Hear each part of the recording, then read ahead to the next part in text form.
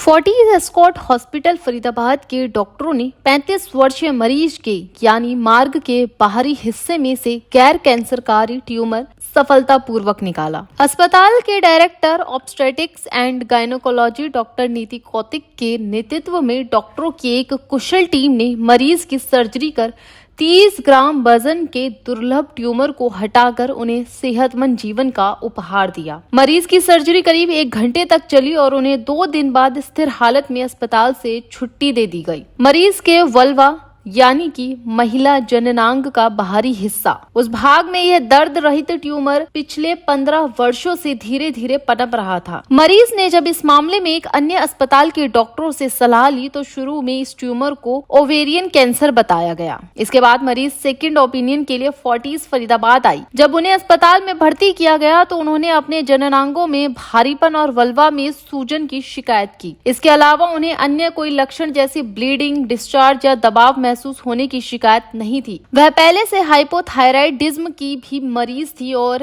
इसके लिए नियमित दवाओं का सेवन कर रही थी, लेकिन उनके परिवार में इस प्रकार की गायनोकोलॉजिकल कंडीशन किसी को नहीं रही थी। क्या कहना है डॉक्टर्स का, आइए जानते हैं। और जब इनसे डिटेल्ड हिस्ट्री जब हमने ली तो हमें पता चला कि ये ट्यूमर जो है बहुत स्लो ग्रोइंग रहा है।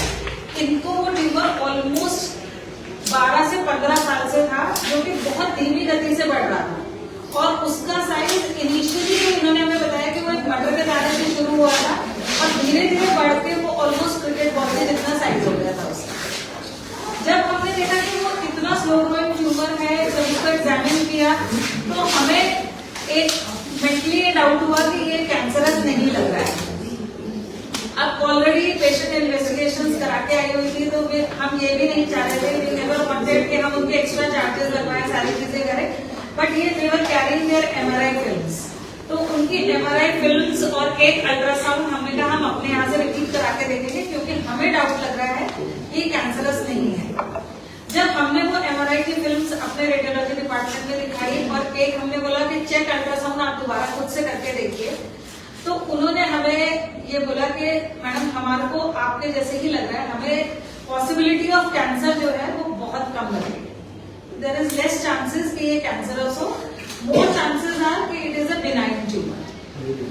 जब हमें ये एक तरीके से कंफर्मेशन हो गई, हमारे को कहीं भी ये फैला हुआ नहीं लगा, एमआरआई में कोई नोट्स नहीं थे, कुछ नहीं थे, everything was all right. The only thing is location. जो इसकी लोकेशन थी वो जो यूरिन का रास्ता होता है उसके बहुत पास थी और काफी बड़ा था।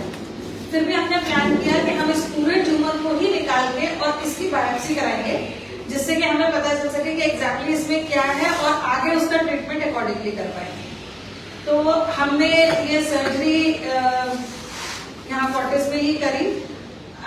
एनेस्थीसिया में हमने जो मेन इसमें डिफिकल्टी थी वो थी कि यूरिन का, जैसे मैंने बताया कि रास्ता बहुत पास में था, तो हमने यूरिन के पाइप डाल के कैथेटराइज करके उस एरिया को सेव करते हुए हमने वो पूरा का पूरा ट्यूमर इंसैक्ट, मतलब पूरा का ट्यूमर एक ही बार, उसको हमें बीच में कट नहीं करना पड़ा, कुछ नहीं करना पड़ा, हमने वो पूरा ट्यूमर एक बार में निकाल दिया, जो कि अराउंड 10 सेंटीमीटर के आसपास का था।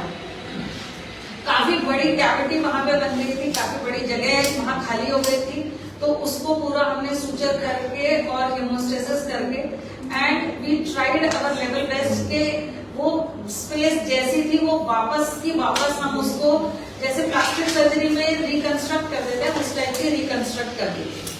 और पेशेंट हमारे पास 2 से 3 दिन रही। इनकी पेशाब की नली हमने हफ्ते भर तक रखी और ये भी बहुत ब्रेव है, इन्होंने पूरा अच्छे से सारी चीजों में हमारा साथ दिया and she cooperated. She had full faith के नहीं आप जैसे बोल रहे हम वैसे करेंगे, और उस हिसाब से जब हफ्ते के बाद हमने इनको रिपीट फॉलोअप में बुलाया और जब हमने इनका यूरिन का पाइप निकाला तो उसके बाद ये आराम से यूरिन पास कर पा रहे थे, कोई कॉम्प्लिकेशन नहीं था। और तभी हमारे को इसकी बायोप्सी की रिपोर्ट मिली, जिसमें कि इनका जो रिपोर्ट आया वो आया एक वल्वल फाइब्रॉइड, जो कि बहुत एक रेयर तरीके का फाइब्रॉइड है।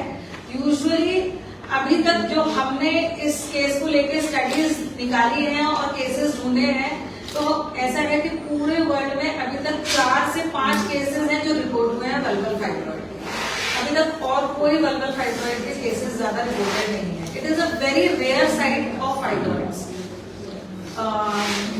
बाकी डॉक्टर जूली मेरे साथ भी इस केस में एंड बहुत अच्छे से हुआ और पेशेंट तो हमारे सपोर्ट में थी एंड आज नीरज जी हमारे साथ है।